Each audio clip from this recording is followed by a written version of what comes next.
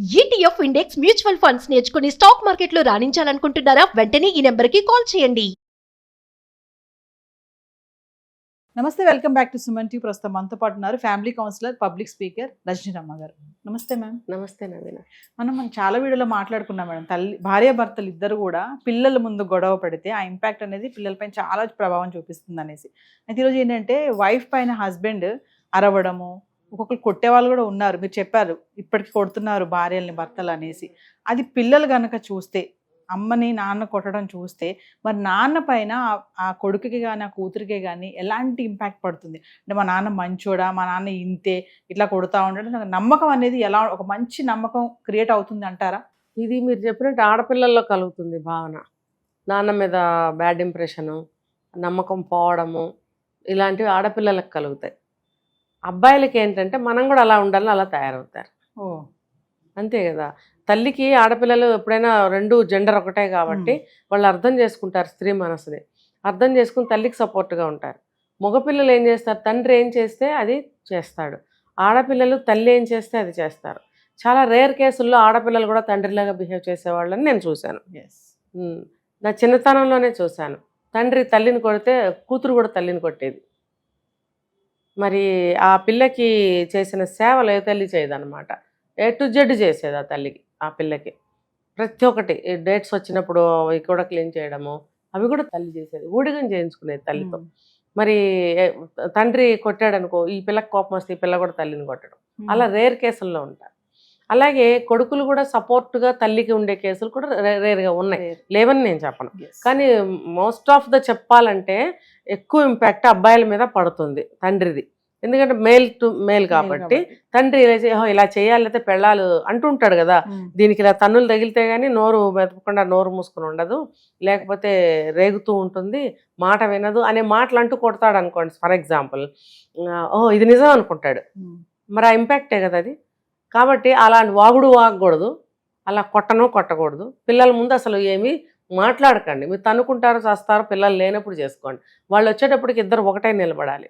లేకపోతే మగపిల్లలు చెడిపోతారు, ఆడపిల్లలు చెడిపోతారు. అంటే నమ్మకం కూడా పోతుంది అంటారా నాన్న పైన? అంటే నాన్న అనేది మనిషి కరెక్ట్ కాదు అనే అది కూడా పోతుంది అంటారా? అది అప్పుడే కాదు, కొంత ఏజ్ వచ్చిన తర్వాత ఆ అభిప్రాయాలు అవన్నీ మారుతాయి కదా, లోకం చూస్తూ ఉంటారు కదా. అప్పుడు వీడు వయసులోనే ఇలా చేశాడు, ఇతని దగ్గర నేర్చుకోవడానికి ఏముంది అనే భావనలోకి వచ్చేస్తారు వాళ్ళు.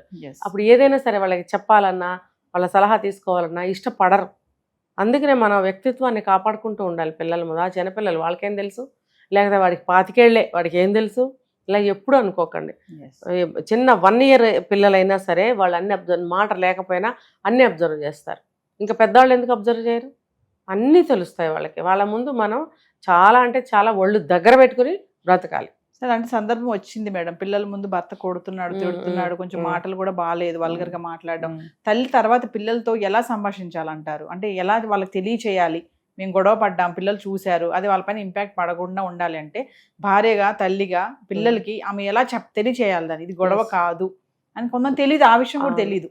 ఇంకా తెలియక ఏం చేస్తాడు, తింగరగా మీ నాన్న మంచోడు కాదు, మీ నాన్న ఇంత ఇట్లనే చేస్తాడు అని కూడా చెప్తారు కొంతమంది. కానీ అలా కాకుండా ఇప్పుడు రెస్పెక్ట్ అనేది తల్లి పైన ఎంత ఉందో తండ్రి పైన అంతే ఉండాలి. పిల్లలకి ఆ ఏజ్ నుంచి మనం తెలియ చెప్పాలి కదా. అలా ఉంటే కనుక తల్లి ఆ టైంలో ఏం చేయాలంటే? మీరు 2 క్వశ్చన్స్ వేశారు ఇందులో. ఒకటేమో నిజంగానే తింగరోడు, వెధవ, తాగుబోతూ కొట్టేవాడు అని లేదు, మామూలుగా చిన్న గొడవలు అయ్యి ఇద్దరికి ఆర్గ్యుమెంట్స్ అయ్యి కొట్టడం వేరు. ఈ రెండు సందర్భాల్లో ముందు ప్రశ్న ముందు దానికి చెందుతుంది. ఏంటనంటే ఎలా పిల్లలకు తెలియజేయాలంటే, ఒక మంచి విషయం కోసం పోరాటం జరిగినప్పుడు, గొడవ అయినప్పుడు కోపం ఆపుకోలేక ఒక దెబ్బ వేసి వెళ్ళిపోయాడు అనుకోండి, అప్పుడు పిల్లలకి తర్వాత నిదానంగా చెప్పొచ్చు, ఇలా వచ్చింది పరిస్థితి, కొంచెం మాట పెరిగింది, మీ నాన్న సరిగ్గా అర్థం చేసుకోలేదు, వేరే అనుకుని కొట్టాడు. మంచి సందర్భంలో భార్యాభర్తలు ఇద్దరి మధ్యన మంచి బాండ్ ఉన్నప్పుడు అలా చెప్పగలుగుతుంది. లేకపోతే ఆవిడ చెప్పలేదు ఆ విషయం. ఈ రెండో క్వశ్చన్ ఉంది కదా, భర్త మంచోడు కాదు, తెంగరోడు, అది ఇది అని అనుకుంటే కనుక అప్పుడు అతని గురించి ఏ యాంగిల్లో మంచి చెప్పాలి పిల్లలకి? అయినా కూడా పాజిటివ్గానే చెప్పడానికి ట్రై చెయ్యాలి. మనసు అంగీకరించదు.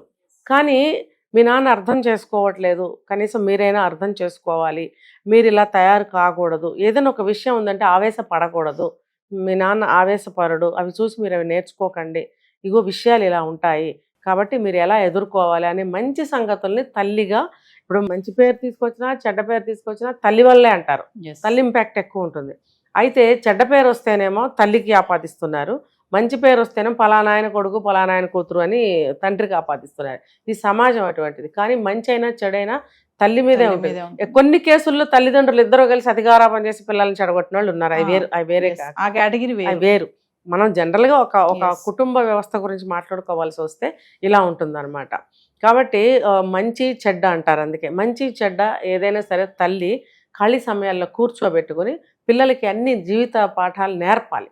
ఒక స్కూల్ పాఠాలే కాదు, ఆట పాటలే కాదు, ఇవి జీవిత పాఠాలు, ఇంటి కుటుంబ విషయాలు, కుటుంబ సమస్యలు అన్న నేను ఇక్కడ ఆ ఏజ్ని బట్టి కుటుంబ విషయాలు కూడా కొన్ని, అన్నీ కాదు, కొన్ని చెప్పకూడనే ఉంటాయి పిల్లలకి. కొన్ని స్థితిగతులు పిల్లలకి తెలియపరచాలి, పరిచయం చేయాలి. ఇంట్లో ఒక నిర్ణయం తీసుకునేటప్పుడు అందరూ కలిసి కూర్చొని డిస్కస్ చేసుకుని ఒక నిర్ణయం ఎలా చేస్తే బాగుంటుందనా, ఎలా చేస్తే బాగుంటుందమ్మా పిల్లల్ని అడగాలి.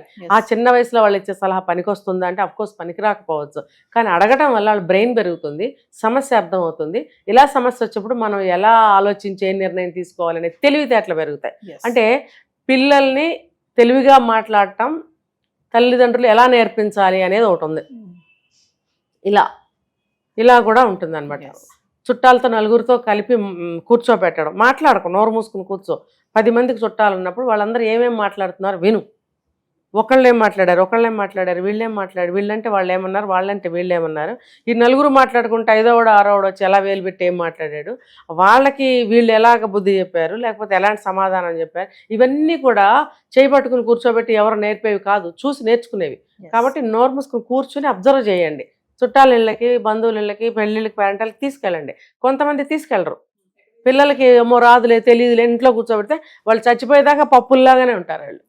ఏదైనా సరే నేను చెప్తాను, చిన్నప్పుడే కొంతమంది తల్లు ఉంటారు మేడం, వాళ్ళ పిల్లల ముందే భర్త అంటే తండ్రిది పరువు కానీ ఆ మాటలు కానీ ఈజీగా మాట్లాడేస్తారు.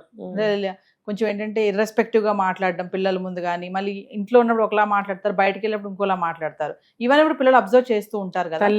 తల్లి అని కొంచెం ఇర్రెస్పెక్టివ్గా మాట్లాడడం హస్బెండ్ విషయంలో పిల్లల ముందే, ఎవరైనా రిలేటివ్స్ వచ్చినా కూడా వాళ్ళు వచ్చినా కూడా కొంచెం ఇర్రెస్పెక్టివ్గా మాట్లాడి ఇవన్నీ పిల్లలు అబ్జర్వ్ చేస్తూ ఉంటారు కదా. ఆ ఇంపాక్ట్ కూడా పడుతుంది కదా. ఖచ్చితంగా ఏంటంటే భార్యాభర్తల మీద ఒకళ్ళకి ఉన్నటువంటి కోపతాపాలు, అభిప్రాయ భేదాలు వల్ల ఇలా జరుగుతుంది. ముఖ్యంగా ప్రేమాభిమానాలు ఒకళ్ళ మీద ఒకళ్ళు ఇచ్చిపుచ్చుకోలేకపోతున్నారు కదా ఈ రోజుల్లో. ఏ రోజుల్లోనే ఉన్నారు, ఈ రోజుల్లో మరీ ఎక్కువగా ఉన్నారు. దానివల్ల లోపల ఉన్న కోపాన్ని ఎట్లా చూపించాలి, పెద్దవాళ్ళోళ్ళులే. ఖచ్చితంగా జరుగుతున్నాయండి. చాలా దురదృష్టం ఇది. అందరి ఇళ్లలో ఉన్నాయి, 100% ఉన్నాయి. ఇవి ఎవరిలో లేవని నేను చెప్పను. అందుకనే నేను చెప్పేది భార్య అయినా భర్త అయినా ఎలా మనం ముందుకు వెళ్ళాలి, ఈ విషయాల్ని క్రాస్ చేసి ఎలా వీటిని సరి చేసుకోవాలి అని గట్టిగా ఆలోచించాలండి. ఆలోచించటం లేదు. ఇప్పుడు ఒక వయసు అయిపోయిన జంటను తీసుకుంటే వాళ్ళు ఇప్పుడు ఏం నేర్చుకుంటారు? 60 ఏళ్ళు 70 ఏళ్ళు వచ్చాక, 50 ఏళ్ళు వచ్చినా నేర్చుకోరు. పెళ్ళైన మొదటి రోజు నుంచే ఉండాలని నేను చాలా వీడియోస్లో చెప్పాను. ఇప్పుడు కొత్తగా జీవితం స్టార్ట్ చేసే వాళ్ళైనా ఇలాంటివి స్టార్ట్ చేయండి. ఇప్పుడు పిల్లలకు అలా చెప్పారనుకోండి, ఆయన చేసిన పనులు కానీ, ఆయన అన్న మాటలు కానీ, వాళ్ళు చేసిన పనులు మాటలు కానీ ఈ అమ్మాయికి మనసుని బాధను కలిగిస్తాయి. వాళ్ళ మీద సదభిప్రాయం ఉండనప్పుడు దాన్ని ఒక్కటే లోపల అనుకోలేకుండా ఉండలేదు, ఒక్కటే అనుకోలేకపోతుంది. పక్కన ఎవరితో చెప్పాలి, ఎవరికి చెప్తే ఏమంటారు, తన సొంత పిల్లలు కాబట్టి తను అర్థం చేసుకుంటారు అని చెప్పి తన పిల్లలకే వాళ్ళ మీద చెప్పడం మొదలు పెడుతుంది. కొంతకాలానికి హెడ్ రేట్ వాళ్ళ మీద పెరుగుతుంది. ఇంకా కొంతకాలం అయిన తర్వాత మా అమ్మ ఎప్పుడు వాళ్ళ మీద చెప్తూ ఉండేదని తల్లి మీద రివర్స్ అవుతారు. అప్పుడు అన్నీ చేసినవాడు తండ్రి మంచివాడు అవుతాడు. అంటే వెధవ పనులు చేసిన తండ్రి మాత్రం కొంతకాలానికి మంచివాడు అవుతాడు. చాలా దురదృష్టమైన పరిస్థితి అండి ఇది. చాలా మందికి జరుగుతుంది ఇది.